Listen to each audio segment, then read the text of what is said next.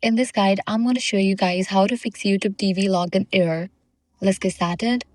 First, check your Google account. YouTube TV uses your Google login, so make sure you are entering the correct email and password. You can test this by visiting accounts.google.com and trying to sign in there first.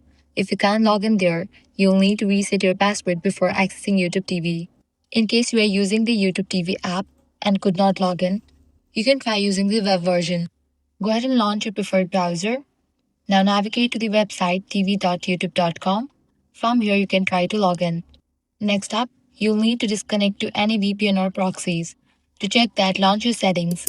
Go to General, go to VPN and Device Management. If you're connected to any VPN, disconnect to it.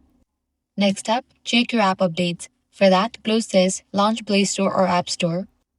Search for the app YouTube TV. After app appears, if you find the option Update, click on it and update the app to its latest version. Lastly, you can check the server status. For that, navigate to the website like Down Detector, search for YouTube TV.